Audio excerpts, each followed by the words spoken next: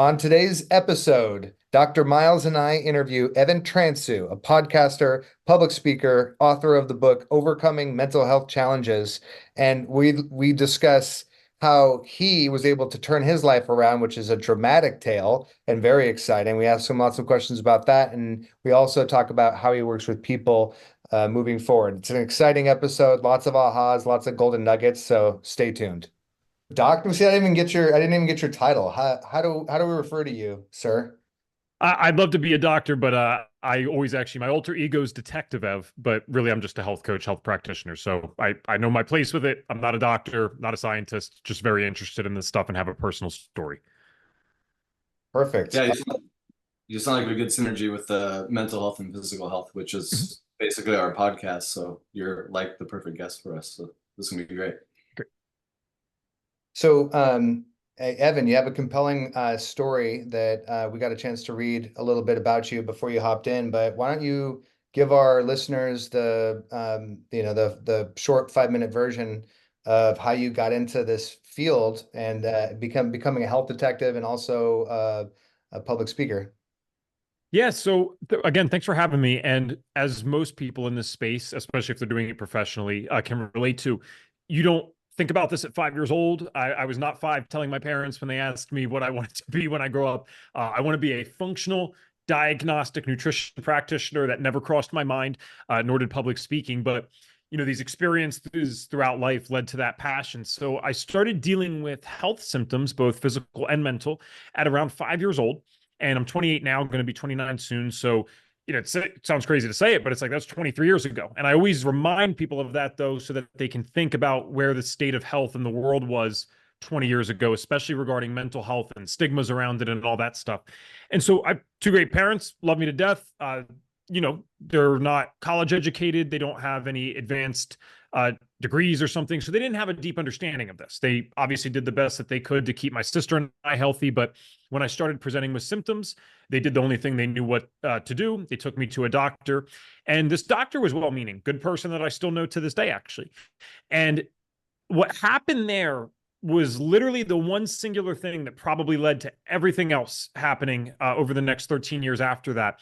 And it was him saying that the panic attacks I was dealing with, which I did get formally diagnosed with later, same symptoms, but it was not diagnosed at the time, were not panic attacks. It's not that he was denying it. He just didn't have an answer for it. My parents had never heard the term panic attacks. Neither had I. He said, this isn't something to worry about. Evan's going to outgrow this. Right now, he just gets a little too worked up. Everything's going to be okay. Well, 5-year-old logic, and then 6, 7, 8, 9, 10-year-old logic. I realized that I was getting worse. I never got better. And my logic at the time from being a kid was that if smart doctor can't figure it out, right? Because we understand that from a very young age, hierarchies in life and status and all that. I knew this was an intelligent person. If they can't figure it out, I must be the problem. So I had the insight to know that that's a smart person. I didn't have the emotional intelligence and otherwise necessary skills to realize that they are still fallible human beings, just like all of us. And so the worse that the symptoms got, the more I developed the idea I can't talk to people about this. And that obviously is not a great thing. And so the summarized version is that by the time I was 15, so this is a full decade almost of these symptoms progressing, it got so bad that I couldn't just keep repressing it, show up to school, still do well and show face or save face. I was needing coping mechanisms. I needed help, but I didn't get that help. So I got coping mechanisms instead. And the things that I turned to were drugs and alcohol. I don't mean to be too typical of a story, but it's kind of exactly what you think. It's starting with simpler stuff like marijuana and alcohol, things that most of my friends were doing at that point. And then very quickly, I became the one with the biggest problem, even though I was one of the last friends in the group to really start doing this stuff. So they could limit it to the weekends. But that, to me, was the only sense of relief I had gotten at all in 10 years. And so that became my coping mechanism. And rapidly, that set of issues progressed into much harder drugs to the point I couldn't afford the amount that I was doing every single day. Like I couldn't even scrounge up the money for it. So I started selling the drugs myself. And just to paint the picture, I was like the nerdiest kid in the world at one point, teacher's pet, telling on kids if they talked when the teacher left the room. Like I sucked, man. And I'm going from this 30 straight A kid probably could have done anything he wanted to in life except athletics. And now I'm selling drugs to support my own habits. So it was quite a shift. And it was during the healing stage of all of this. I kind of had this powerful moment at 18 that woke me up. I call it my aha moment, like, aha, I get it now. I need to go do something different. That's what sparked all the healing stuff. So I feel like I'm already at 5 minutes there, roughly, Josh. So we could dive deeper into it, but I'll pause there for a second. Well, man, this is there's like this lined with gold. This story so far, and I want to get into the pivot point because that's a big thing, and many people find their rock bottoms much later in life, and the fact that you were sensitive enough to that at 18 is you're a fast learner in a lot of ways.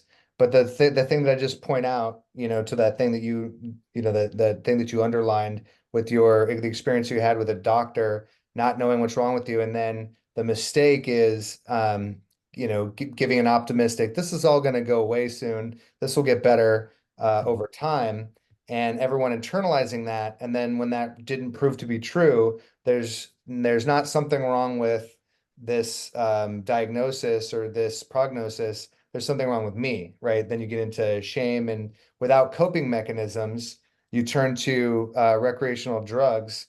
And it's like they say that people who utilize violence have a limited vocabulary. People who utilize drugs and alcohol have a limited suite of coping mechanisms. And to the point that you also mentioned, people will do whatever it takes to cope, and you were willing to do that. So just, man, there's a lot of deep stuff here. Miles, what do you got? Yeah, I always see addiction is like there's a sliver of health in there too. You're just trying to feel better, at the end of the day. Like there's some wisdom there. It's just the blast radius obviously is not good. But to the listener, like just because there's an addiction going on doesn't mean you're inherently bad. You're just trying to feel better. And what stuck out to me is you started having panic attacks at 5. That must have been really terrifying. I mean, I see people having them at teenage years to 20 to 30. At 5, I've not come across that. That must have been really scary. It was confusing. Yeah, and the word crazy definitely became a main focus in my consciousness for most of my life because, again, especially if you don't know the symptoms of it, right? Because it gets misused a lot, I think, even on social media. So for those listening that might not understand what it actually is, even though I'm not a doctor, something you could look up on Google very easily or WebMD. I mean, you do get these feelings of impending doom. You could disassociate a little bit. It actually feels like you are going to die. So to me, the only conclusion that I could come to after, again, even 5 years, let alone 10 years of dealing with this stuff, is if I could be otherwise normal 1 second, and then for roughly, usually for me, about a 20-minute period, I am positive I'm going to die, even though I've dealt with this a million times before and it's never killed me.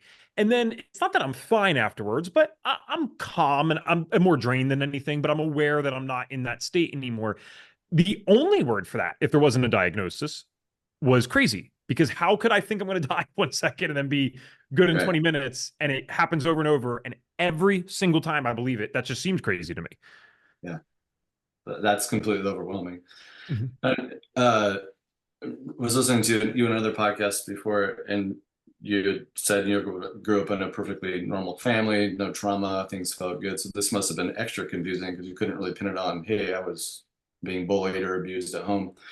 What do you feel it was a lot of nature or like neurobiological aspects happening for you? Is there some genetic component and you can bring in your knowledge of physical health here that maybe exacerbated a epigenetic component here? Or do you think there was some, I mean, you probably had this question before. Well, yeah, but it's a powerful one for people to hear the answer to because everyone relates to this stuff differently. The answer is absolutely yes. I do think by the time people are actually having aha moments or getting help, everything's mixed in. So even if there really was not any significant trauma prior to me dealing with this stuff, certainly the way that I dealt with it and the experiences that I had with it created its own trauma. So you're still dealing with both things for a lot of people anyway. I think the common narrative is that trauma precedes the issues. But as someone who works in this space, I still believe actually that is the majority of people. I've seen people and talked to them who actually are very similar to me. There's my friend Courtney, and she shares her story publicly. It's at Courtney Hayes, I think, on Instagram. She literally lived 25 minutes from me. We never met till much later in life, same age. And she was also dealing with these symptoms at a very young age. And I think it was like 6 or 7. She started dealing with this. Different story because her mom knew a lot about psychology. Actually, I think she was a counselor and then they got on medication and stuff. So different set of problems. But I 100% believe that, and would even go as far as to say that I know it because I focus on the mental health stuff a lot. But the truth of the matter is there's several physical health conditions I was diagnosed with by 18. They were just the least of my worries at that time. And all of these things got better simultaneously when I started getting into what you could call natural medicine or more functional medicine. And so when I saw all of these things getting better at once, I'm like, how on earth could 7 things, because that's how many diagnoses I had, how could those all be getting better at once? And it's not that I don't believe the diagnoses, I do, but I believe once you start getting to these extreme numbers, it's really just a representation and manifestation of the same core problems. And your body's just saying over and over again, hey, you didn't fix it. You didn't fix it. Yeah. Well, Yeah. Oh, go ahead. no, it's very astute. No, you know, if you have something out of balance in your world, in your life, like there can be many manifestations of those things. And the further out of balance, the further on the, dysfunctional end of the spectrum that you're going to present. And I feel like a lot of diagnoses are just names for that end of the spectrum. Absolutely. So the thing that kind of triggered into the natural health, I'll go into that if I can, is because you said I learned fast, but the truth of the matter is I think it was just such a quick succession of punches, if you will, figurative punches, of course, that there was almost no other logical conclusion to come to than something needs to change. So I made it 17 days into my senior year of high school, 17 days just coming off summer, and I got kicked out. And it was for something involving drugs. It wasn't actually a physical altercation, but it was threats and violence, perceived violence around drug stuff. So it never would have happened without that. And within a matter of 3 weeks, I got arrested, sent to a juvenile detention facility. So again, nerdy, good kid. Thank God I went to like the safest juvie in the world. I mean, this thing, the food was literally better than the stuff I had at school. I was never worried, but it sucked. It's still scary overall. Yeah. I spent my 18th birthday on house arrest because I turned 18 my birthday's in September. So this all happened in the same stretch. And I got kicked out of school. And I never, of all the things, it was so funny as I was getting in trouble, I never actually thought about that I wouldn't be going back to school until that was finally laid out for me. And I said, oh, wow. So all these consequences happen, but that was just like the jab cross. It wasn't the final hook yet. And so the jab cross was all that stuff. And I went immediately back to the coping mechanisms that I knew, which were drugs, because now I'm under the most stress I've ever been under. Yeah. And so again, I cannot stress this enough because I never want people to get the wrong perception here, nor am I just defending them, but I want accuracy in stories. My parents are attentive people that cared. It's just when you are using drugs and you're trying to keep it away from people, anyone that's experienced this with someone in their life that does this, we are going to make sure you don't know, or we're going to do our best to trick you. It's not about how good or bad the parenting is. Certainly bad parenting wouldn't help, but you can get away with this stuff if you want to. So I get on house arrest within 3 days. I'm sneaking onto a computer, messaging someone that I knew that I used to sell to, and they owed me a favor. So I said, hey, you don't owe me this favor, but you drop off this to the end of my parents' driveway at 2 a.m. Done. Right? Like, it's crazy the stuff that happens. So I am now doing drugs on house arrest. No one suspects it because my parents lived more, not even suburban. It was more like rural. So no one thought this could be a possibility, not even thinking about it. And I'm doing this at 2 or 3 a.m. on house arrest. So I continue this for another few months. I get off house arrest, get onto probation. And the problem for my probation officer and my parents was that I turned 18 within 2 weeks of being on probation. So legally, I'm on juvenile probation, but now you're also legally an adult. And from my understanding of how they explained it, it's a very hard position for them because they know the second that you're off of this, you're going to reintegrate with the world in a way that you've never been involved with before. So again, not trying to make anyone sound stupid, like things looked good in the moment because no one believed I was doing this stuff. And I wasn't even telling anyone. Only people that knew that were the people that were dropping it off. My close friends did not know I was doing this.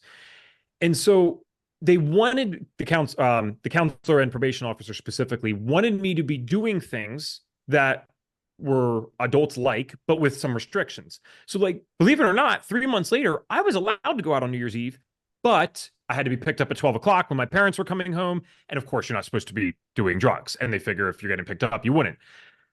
So I go out on New Year's Eve. 10 minutes in, I'm doing drugs and drinking. It was so arrogant and delusional at the time that I believed I could get away with anything.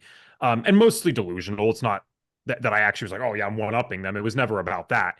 Right. And I get picked up at 12. And we get in the car. We, as myself and my high school girlfriend. People sometimes ask. I'm not going to mention her name. There's no reason for that right now. But I had convinced her to do a lot of the same things I did that night, except she wasn't into that stuff in the same way that I was. She did it, but not in that way. Right. So I could hide this stuff. She couldn't. Ah, gotcha. And we get about 30 seconds into the car ride, and they know what's up. They're screaming at her. They stop the car. It was like beyond dramatic moment, but they never yelled at me. And at some point, I began to process in this moment that I'm like, oh my God, do they really not think it's me doing this? Do they think it's her? And I'm like, is she going to get scared and rat me out? Couldn't blame her. She loved me and had my back. So we end up getting home. I'm sure my parents knew something was wrong. I think now this is a place where, and they'd probably say this if they were here too, now there's some denial to some degree, because why would you not at least check? They can't and don't want to believe that this is possible. And so my solution, though, when we got home, this is the moment that was the hook. This is what changed everything. Was I yelled at my girlfriend in a pretty severe way for getting caught for the thing I made her do, which made perfect sense in the moment that night to me. Right. It didn't make sense the next morning when I woke up and she had already left. Mm. And this is a girl that very turbulent relationship completely because of me over the last several years. But this was her final straw of saying, like, I can't, like, this is dangerous now. It's a dangerous situation. And it was. That, I don't know if it was the icing on the cake. I don't know if I cared more internally, deep down, about other people than myself. I'm not sure. But I hated that I was capable of treating someone else like that. And that was the final thing for me. And it wasn't perfect after that, to be clear. But that was when all this self-awareness, if you will, it almost felt like this came back, like the floodgates open. And I started to realize I am on drugs, on probation. I am now 18. If I get caught again, I'm not going to juvie. I'm going to jail. And I'm about 140 pounds, 6 feet at the time. That ain't going to be good. I don't care what jail you're in. No matter what's happening there, you don't want to be like that. This is up to me now. This isn't, I got in trouble in class and my parents can call the school or whatever happens and you get out of it. I am responsible for me. And if I make good choices, that can work out well. And if I make bad choices, well, that could affect the rest of my life. So that's what kind of woke me up and got me into this. And then that dedication to figuring out, okay, how do I heal now? I didn't know what that meant, but how do I heal? That's what led me to going to different doctors and actually getting some formal diagnoses, which some people don't like, but for me, that was a good thing. And then trying their treatments and unfortunately realizing it wasn't working is what led me to think outside the box. And thank God I got involved with this natural stuff. And once I saw some progression with that, that's when the passion was developed. When I saw something moving the needle for my health for the first time in 13 years, I'm like, this is it. I just got to figure out how far this can go. And thank goodness it goes pretty far. Yeah, absolutely. So good, Evan. You've obviously been in that moment a lot for, sharing the turning point with people, young people, your friends, older people, people even older than me, like Dr. Miles. But the what I heard you say is the consequences not just affect me, but the people I care about and turn me into someone I don't want to be. And that lack of control and that, like as Miles would put it, the blast radius, that became important to you in a way that maybe it wasn't before. And importantly, you valued yourself in a way that you didn't want to see, you didn't want to have those experiences again. And then you went down this sort of road of curiosity versus control to figure out what was going on with your health. And I have a bunch of health questions for you, but I want to kick it to Miles if he wants to ask you anything else. No, actually, I was going to go with it. How your story about how finding about the physical health healed the mental health, because that's such an important component. Whenever I get a new patient in, I'm always asking them, along with the myriad of the general intake questions, like, how's your sleep? How's your diet? How's your exercise? What do you put in your body? Do you supplement? What podcasts do you listen to? Very holistic. So many psychologists, even psychiatrists don't ask these questions, and it's sort of mind blowing, because it's like in our world, sometimes we live here up. Like, Yep. there's so much here, so much wisdom here, that we just ignore. And without that, no wonder we numb out. And one of my mentors and humans that I love so much, Connor Beaton, he's got on the Man Talks podcast. That's his podcast. He always talks about, especially guys, when we reach for substances, we're very emotionally full or emotionally constipated, as he said. And that's one way for us to make it go away. The problem is it doesn't fix the constipation part. But I'm also wondering how much of the physical health that men and women in general are using substances to push that down too. Even I don't want to deal with that, so I'll just check that out as well. I don't know. What are your thoughts on these things?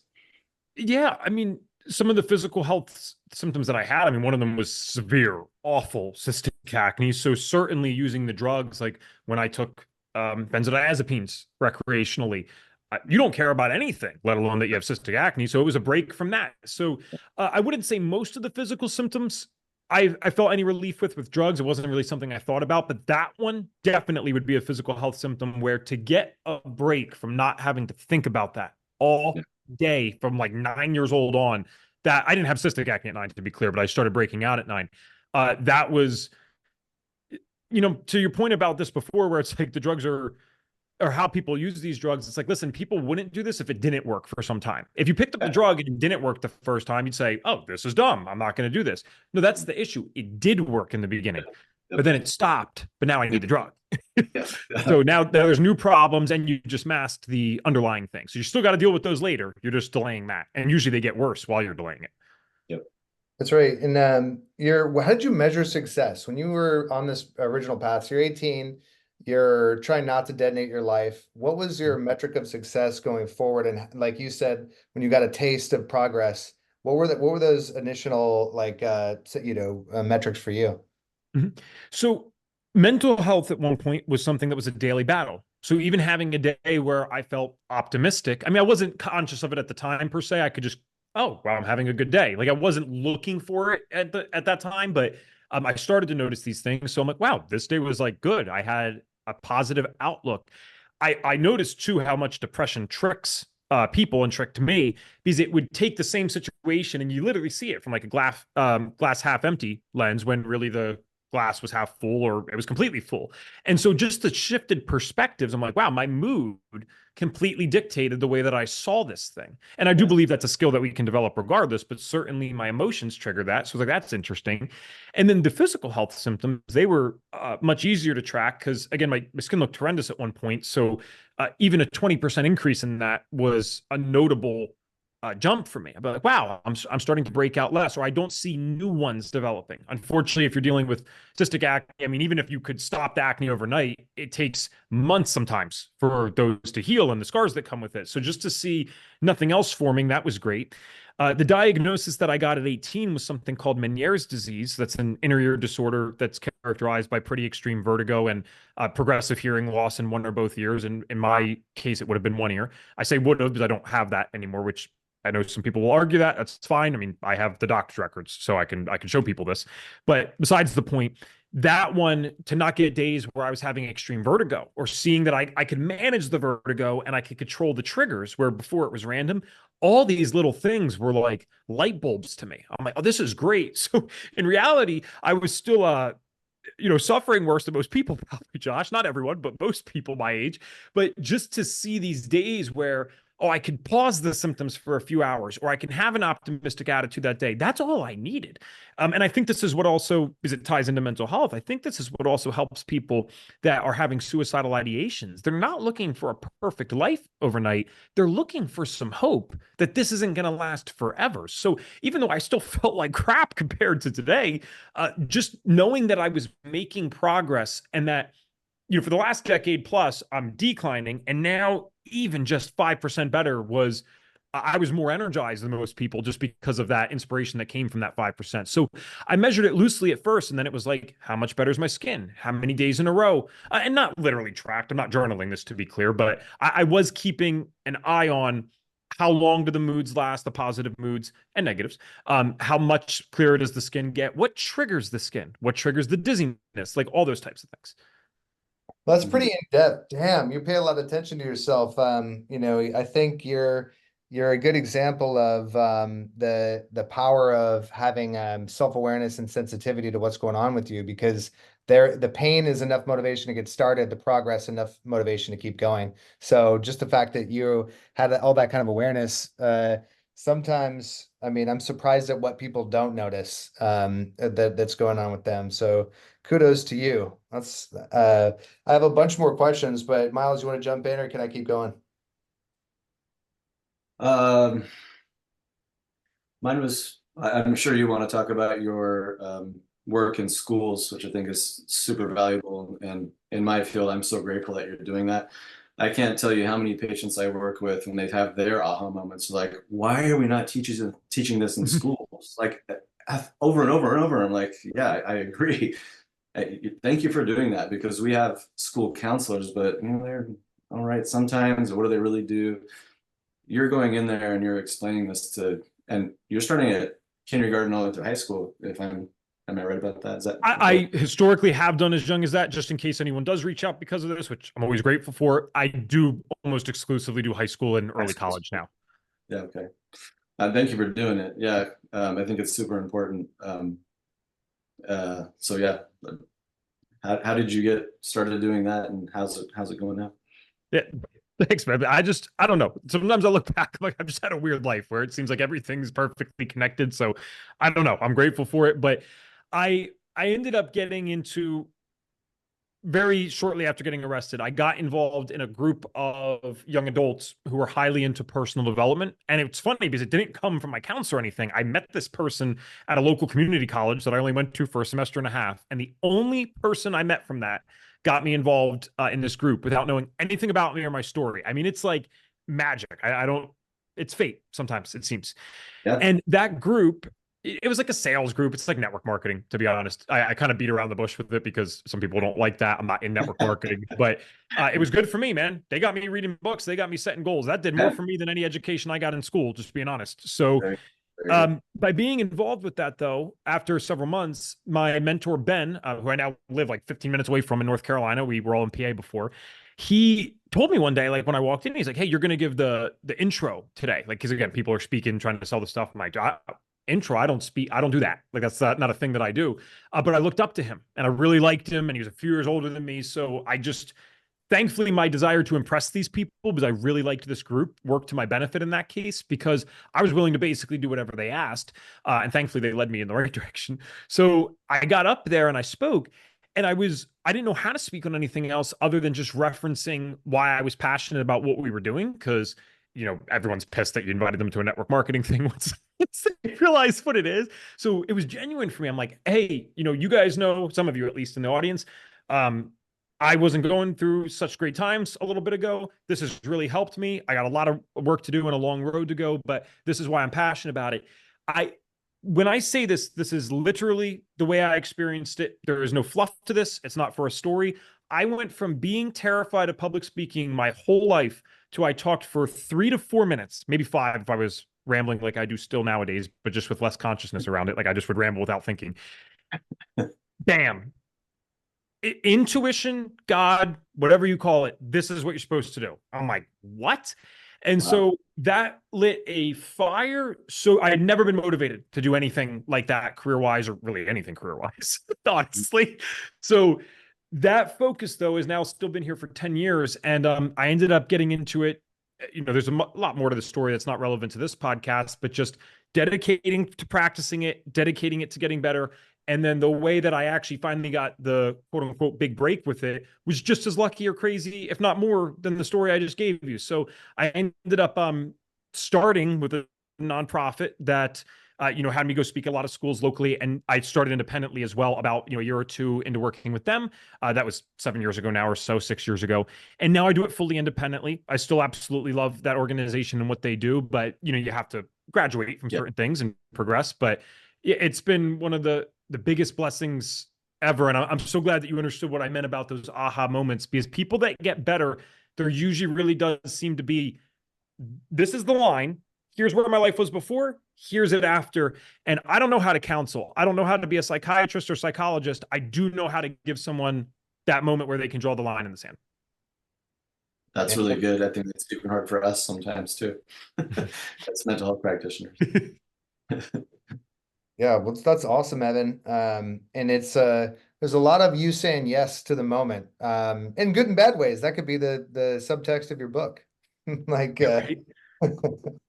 It was a development of intuition. It's just, I don't know. I never believed in any of that stuff. I was very actually against it. If anything, my whole life, I like kind of grew up atheist, not because of parental influence, just because that's how I felt.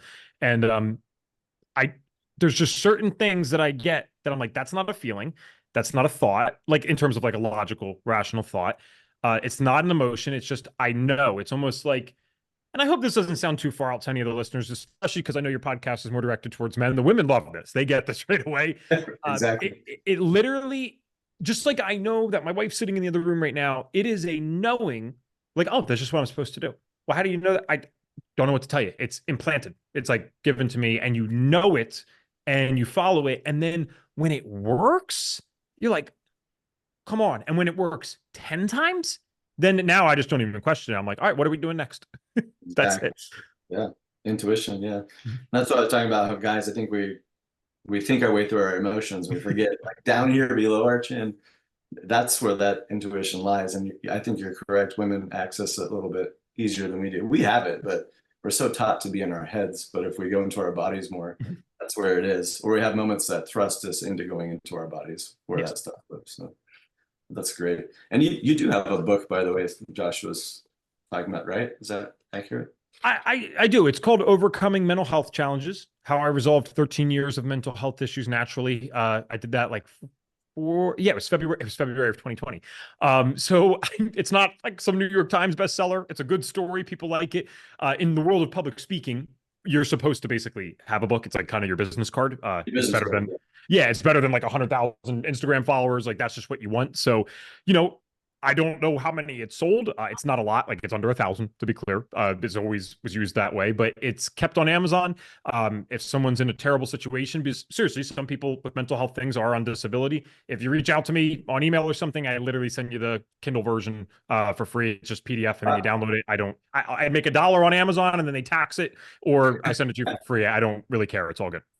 That's great. We'll definitely link it in the show notes, and maybe we'll boost the sales for you. Thanks.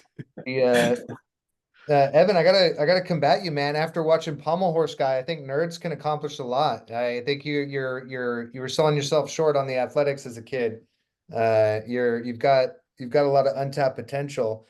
That was the only criticism I had so far from your backstory. But no, man, that's awesome. So you got just kind of shot into a different trajectory in life in terms of helping people. Then somewhere along the way, you became an investigator, and you could tell us about how you found your work and what you're doing with your time right now. Yep. So pseudo investigator in the sense that it's not a credential, just so audience knows. Got to always dot my I's here, but I call myself Detective Ev, like health detective, because the company that I represent sometimes, Functional Diagnostic Nutrition, it's actually how we got connected here. We look at ourselves as health detectives because it's more advanced than just health coaches. And I have a health coach certification, so it's not saying that there's something wrong with that, but it's definitely more in depth than most health coach programs. But you're not a doctor just because you took an online course. So that line of work came from while trying to solve my own health issues. I had to explore different options. And my mom was actually the first one. She found something called the Institute for Integrative Nutrition, and she was nice enough to like almost consider that my college. So instead of, I left community college after a semester and a half. IIN was like $5,000. She paid the tuition for that for me, and because she knew I was serious about it. And I'm sitting there on like Friday nights when they released the modules and did it. All she cared about is that I was going to do it and I actually like it. So they were very nice to fund that for me, my mom and dad. And I went through that, and then I knew I needed a little more. And so again, these stories, if they sound crazy, the good news is they're all verified. Like, you can talk to people in my life and see it. But I ended up leaving Pennsylvania, and I went to California shortly after the whole IIN thing, because of an intuition, like literally just saying, like, go out west to find the next step here, because I kind of exhausted all the options locally. And I met a woman who was giving a talk at a health store in San Diego, Jen Maleka. And Jen's still a great friend to this day. She actually ended up working with my mom to help her on her own health. And Jen got me involved in functional diagnostic nutrition.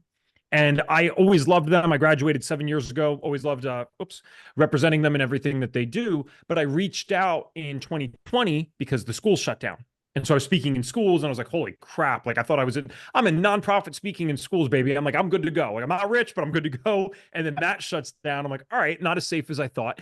And so, of course, I wasn't going to give that up. But I mean, you can't will your way into a school in April of 2020. That doesn't work. There's nothing you can do, no matter how good you are.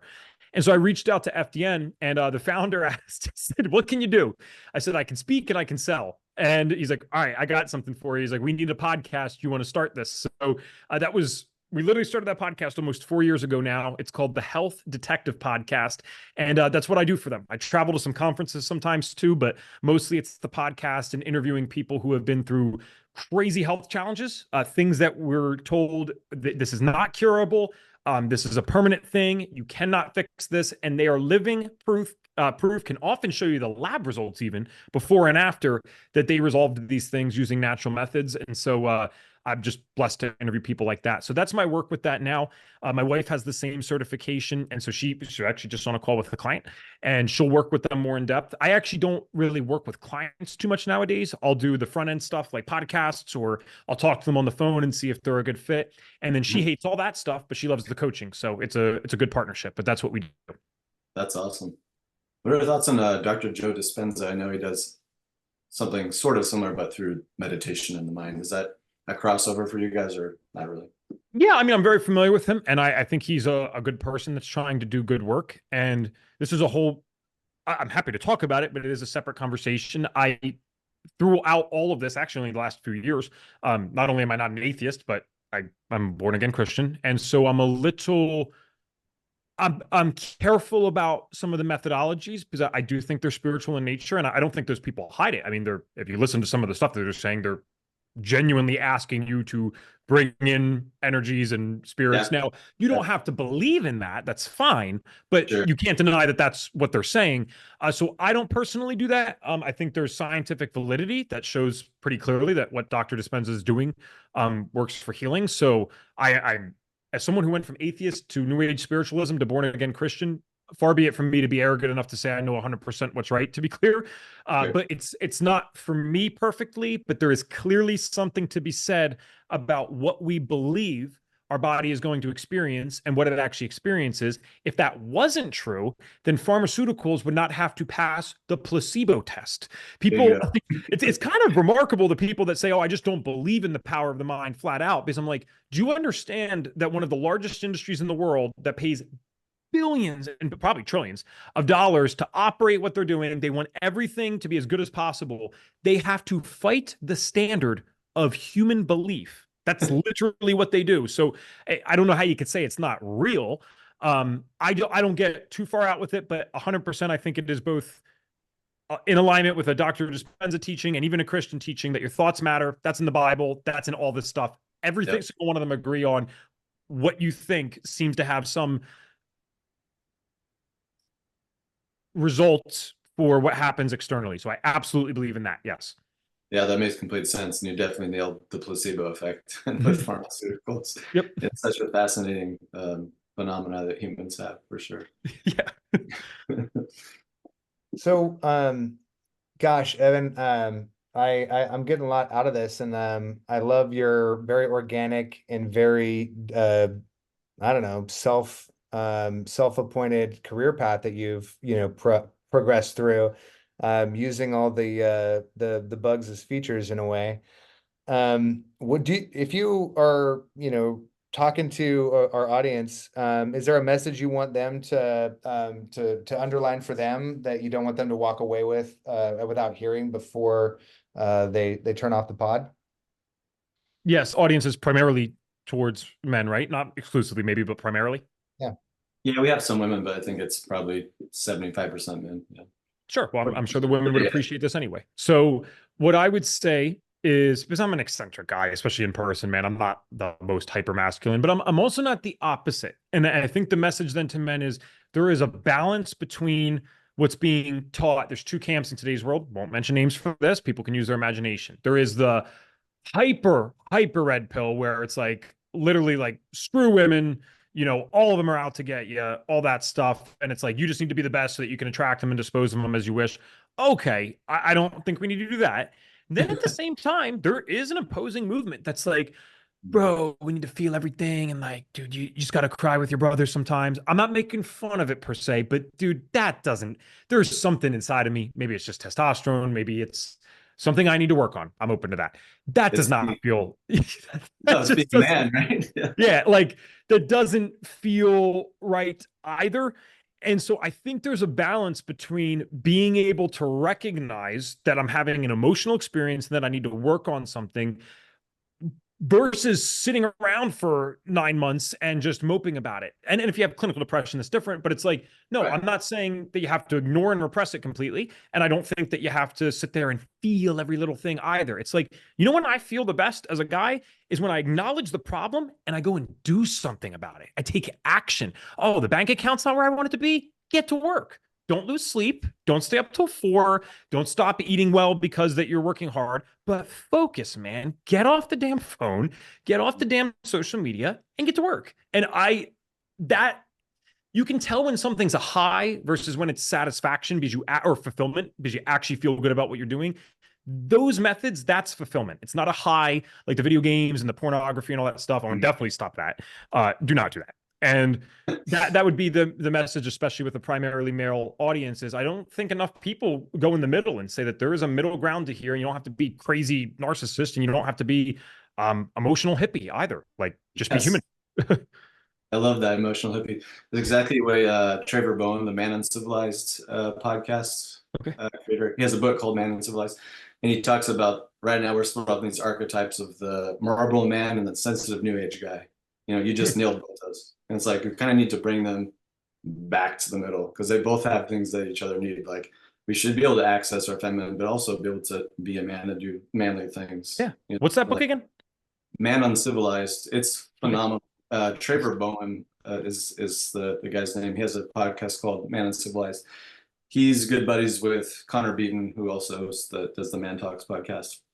Thanks. And they also do retreats with a guy named Dewey Freeman, who was one of the professors at one of my universities, who we all called like Yoda. He's like this amazing elder psychotherapist guy. So they've learned a lot from him, and they're doing really good stuff in the men's space. We should get you on Connor's podcast. That'd be really cool if we could do that. He's a good guy. Yeah, he's really good. I don't know Trevor a lot. I haven't met him yet. I'm going to meet him in October, but I haven't met him yet. But yeah, you definitely nailed that. It's just been split off. It's like people are arguing, no, we need the left hand and not the right. No, we need the right and not the left. And it's like, no, we have two hands for a reason. So thanks for calling that out. I think that's coming back around in men's work a lot. Like the old archetypes are going away, but we're left this vacuum of like, well, who are you supposed to be? And then everyone's telling us if you're a man, you're toxic. And it's like, I can't help that.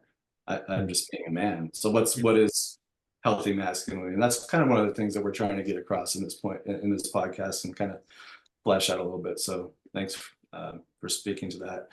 And then segue to a sort of a darker question related to that. When you're doing the school assemblies, have people asked you about what to do about school shooters, things like that? Has that question come up for you before? Actually, I guess I've been lucky to be spared. I've never been asked that one time. No. That's interesting. Yeah, I'm just curious if, I would just imagine that you might at some point. I'm glad that things have gone down in the last few years, but we're still trying to figure out why that's happening, especially with teenage boys, what's going on there.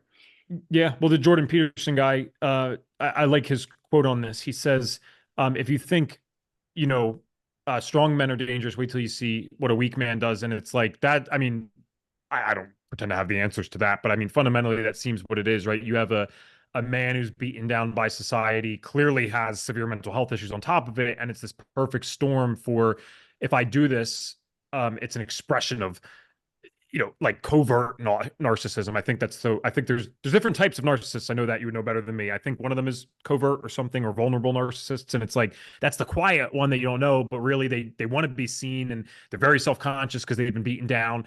It's certainly not a justification for anything. I want to be very clear, but usually they have been. And they're going to get that fame by showing all those people, and it's like whoa. And so, I do I have a great appreciation for the news outlets that actually do not name, and this is just my opinion as a guy now. I'm not an expert on this, so listeners take it for whatever you will. I like the news outlets that have started adopting this idea of we're not going to name these shooters because it's like, hey, why are they doing it? I know one of the reasons has to be because they want to get publicity from it, and they're finally going to show everyone, how special and different they are. And it's like, stop naming them, man, on TV. That's just, oh my God. 1000%. Yeah, totally agree with that. Yeah, that's got to be a factor. All right, if it's coming from the PhD, it's good. For me, it was just a half-baked opinion, but for him, he's got it. I said it. Fact now. We're looking into these things. We are researching these things for sure. I have 2 lighter questions, but I'll save them for the end. I'll let Josh have before. No, I think that just I appreciate the narration of your experience, Evan, and your ability to use your unique talents and gifts, almost like in an improv fashion to figure out your next move. It's been really great. I think, I love that you said action is the cure for anxiety. And I think the tweak is you have to have the wisdom to know what success feels like. And, you've had the tools, and you've mentioned it several times, of checking in with your intuition along the way. Hey, I'm a little bit more optimistic versus depressed, or hey, I'm a little more, my skin's clearing up. Hey, I don't have vertigo anymore, so I'm not dizzy. I guess that was an easy one to notice. But some of the other stuff, it's a little more subtle. And the fact that you're checking in with yourself, I think that's the golden nugget for me personally. Is I'm a good grinder, and I don't even notice whether or not it's getting me momentum in the right direction or not, unless I have some sort of auditing process sometimes. So checking in on that. Good. I've learned a lot already. Miles, close us down. Well, we always start this podcast, and we didn't this time, with what we're all listening to music wise, just as like a fun opener.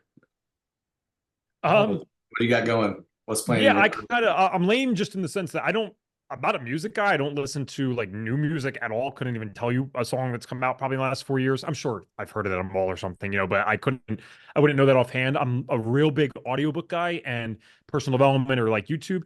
But if I do have music on, it's almost always while working out or training martial arts. And it is almost exclusively Audio Slave or anything Chris Cornell. There you go. That's a great answer. What martial arts do you train? I actually was doing boxing for a while, and then when we moved to North Carolina 2 weeks ago, I just switched that to kickboxing. Because I'm like, you know what? If I got to learn how to use it with the fists, I might as well learn how to use my legs as well. Because I asked the trainer who was training me in boxing, because he was trained in it by his dad for 20 years. And he's a young guy. He's like 25. So he literally started super young. And I said, if you could only do one thing now, knowing what you know, he's like, well, of course I learned kickboxing because I can do everything that I can do in, 5 times more. So I'm like, okay, so if I'm starting from basically square one anyway, that's what I started doing. So that started about a year ago total. And the kickboxing is brand new, and it's nice. It humbles you the first second that you start training, and then it re-humbled me this time when I'm like, this guy's sitting there kicking left and right, showing me his stuff, and then I can't even like balance on one foot yet to do the front kick. So once again, we're starting over, and that's all good. That is all good. Kind of living in Josh's world. He's in the boxing world. I'm in the jiu-jitsu world. Oh, nice. Yeah. And then last question, you're in Pennsylvania. So I'm an Eagles fan. Is that a no-no or a good for you? I'm not joking. I'm just a nerd who likes this stuff. I couldn't even tell you who the quarterback is. So it's not that if I had to bet on a team, I'm going to bet on them. I'm not a sports guy either. I don't know. Most of my time is spent learning or listening to something educational. Yeah. No. Okay. I feel stupid now. Yeah. I'm just a big Eagles fan, so I like to ask. All right, Josh, what you got? No, just be, the Eagles fans are dangerous. Just make sure you're not accidentally wearing some other brand while there's a game on. You might have to test out that kickboxing, Not Evan. good. That is true. I mean, the Philly stuff is crazy, man. I mean, they'll beat the heck out of you in the lot just for doing something. That I have heard plenty of stories Yeah. about. You can't tell if they won or lost. The city still gets destroyed. Yeah, yeah. The only thing I could have told you for real about Philly sports is like, you're right. You don't know. We're gonna riot if we win, riot if we lose. I'm like, that's where I disconnect myself. I'm like, I just don't understand what we're doing. Like, we won, we're flipping cars and burning over people's properties. It's like, Yeah. okay. That's Wow. spoken like a man who's never flipped a car. Okay, do it once, Evan, then come back and talk to me about how much fun it's not. Okay. Yeah, not in the last decade, at least. Gotta. I love it. Awesome, Evan. Well, how do we find you? How do people look you up? Yeah, so for the speaking stuff, everything's super easy. It's just my name, evantransue.com. For everything functional medicine, really recommend going to functionaldiagnosticnutrition.com. I'm sure there's some probably special link with this, and the links that we have for our podcast hosts that bring us on, there's always like some freebie there for you guys or whatever. So definitely check that out. I'll send that over and we'll put it in the show notes. I'm sorry that I don't know that offhand. It's usually something to do with the name of the podcast. Yeah, we'll put it in our show. It's fdntraining.com/miles. I'm sorry. I have it right here. Boom. There we go. Sick. Good. Free stuff. Rewards. That's what we want. That's really why we did this. Thanks, Evan. We're good here. It's the perks of hosting a podcast. Yeah, we'll get everything in the show notes for everybody for sure. Yeah. Thanks so much, Evan, for taking the time and sharing your story with us. Appreciate it. I learned a lot, and we'll have to do this again sometime. Thank you guys so much for having me. You got it. Awesome, man. All right. We're out.